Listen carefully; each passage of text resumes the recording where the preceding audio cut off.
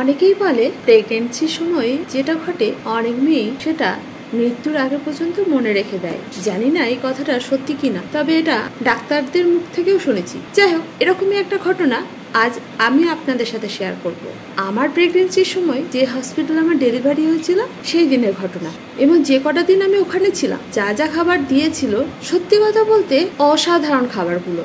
হসপিটালে যে এত সুন্দর রান্না হয় সেটা আমি হয়তো মরার আগে পর্যন্ত ভুলবো না। আজ আমি এই গানে কথাটা বলছি দাঁড়ান। আসলে আমি যে রান্নাটা খেয়েছিলাম আজকে সেটাই আমি তৈরি করব।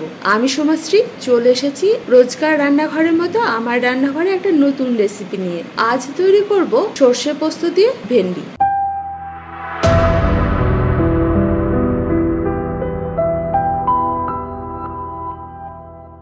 আর এটা তৈরি করতে কি কি উপকরণ লাগবে আগে সেটা বলে নিই। এর জন্য নিয়েছি 300 গ্রাম ভেন্ডি, যেটা আগে ভালোভাবে ধুয়ে নিয়েছি। এরপর এটাকে জল ঝরাতে দিয়েছি। এর সঙ্গে নিয়েছি 1.5 টেবিল চামচ পোস্ত, 1.5 টেবিল চামচ সর্ষে, এর মধ্যে 1 টেবিল চামচ সাদা সর্ষে, 1/2 টেবিল চামচ কালো সর্ষে। এছাড়া আছে ফোড়নের জন্য 2টো শুকনো লঙ্কা আর 1/2 চা চামচ কালো জিরে। এখানে আমি 1 চা চামচ চিনি নিয়েছি। আর লাগবে বেসন 2 টেবিল চামচ। এবার বলি কিভাবে তৈরি করবেন। প্রথমে ভেন্ডিগুলো মাথার দিকটা এবং শেষের দিকটা কেটে নিতে হবে, আর পেট বরাবর লম্বা করে চিড়ে নিতে হবে। এই চেরার ফলে মশলাটা ভেন্ডির ভিতরে খুব ভালোভাবে ঢুকে যাবে। তবে আমি একই সাইজে ভেন্ডি নেওয়ার চেষ্টা করেছি, ছোট ছোট দেখে, কচি দেখে। আপনারাও সেটাই করবেন। ভেন্ডি কাটা হয়ে গেছে, এবার ভেন্ডিটাকে ম্যারিনেট করব। এর জন্য একটা পাত্রে ভেন্ডিটাকে নিয়ে নিতে হবে, আর এর সঙ্গে দিতে হবে 2 টেবিল চামচ বেসন, স্বাদ অনুযায়ী নুন, 1/2 চা চামচ হলুদ গুঁড়ো, 1/2 চা চামচ কাশ্মীরি লঙ্কার গুঁড়ো। এবার ভেন্ডিটাকে খুব ভালোভাবে মাখিয়ে নিতে হবে। জল দেওয়ার কোনো প্রয়োজন নেই। ভেন্ডির গায়ে যে লোথ অংশটা থাকে সেটার সাহায্যে এটা মাখানো যাবে। বাদ বাকি বেসন নিচে ঝরে পড়ে থাকবে। এরপর যতক্ষণে এটা ভেন্ডির গায়ে ভালোভাবে মাখানো থাকছে ততক্ষণে আমরা তৈরি করে নেব মশলার পেস্ট। এর জন্য আমি মিক্সিতে নিয়ে নিয়েছি পোস্ত, সর্ষে, স্বাদ অনুযায়ী কাঁচা লঙ্কা আর সামান্য নুন। যেহেতু আগে ভেন্ডিতে নুন দিয়েছি তাই এবার বুঝে নুন দিতে হবে। প্রথমে আমি জল ছাড়াই এটাকে শুকনো পেস্ট করে নিয়েছি। এরপর সামান্য জল দিয়ে এটাকে ভালোভাবে মিহি পেস্ট তৈরি করে নিয়েছি। চাইলে আপনারা শিলনোড়ায় বেটে নিতে পারেন। এখন মশলাটাও রেডি। এবার অন্যদিকে বসিয়ে দিতে হবে কড়াই গরম হয়ে গেলে দিয়ে দিতে হবে পরিমাণ মতো সাদা তেল। চাইলে সর্ষের তেলেও করতে পারেন। তেল গরম হয়ে গেলে ভেন্ডিগুলোকে অল্প অল্প দিয়ে ভেজে তুলে নিতে হবে। একেবারে পুরো ভেন্ডিটা দেওয়া যাবে না।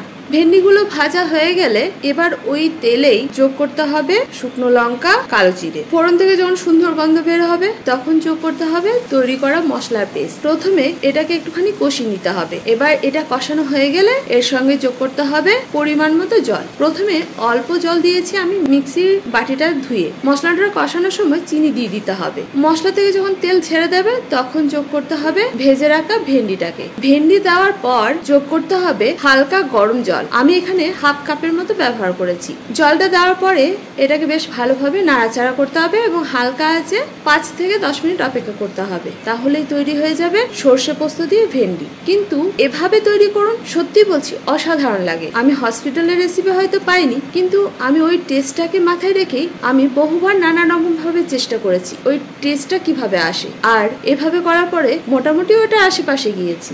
10 মিনিট পর রান্না রেডি। এখন চাইলে একটুখানি কাঁচা সর্ষের তেল ব্যবহার করতেই পারেন, কিন্তু না দিলেও ভালোই লাগে। এখন রান্না রেডি।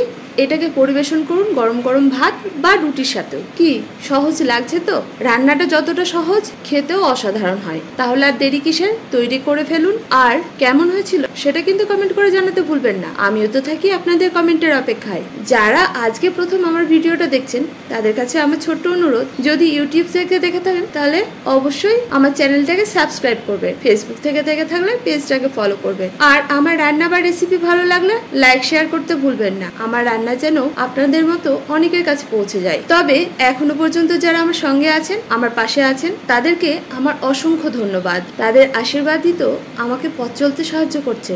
যাই হোক, আজ এই পর্যন্ত। দেখা হচ্ছে পরবর্তী ভিডিওতে অন্য কোনো রেসিপি নিয়ে। আপনারা ভালো থাকুন, সুস্থ থাকুন এই কামনা করি। আর সবসময় আমার সঙ্গে থাকুন। ধন্যবাদ।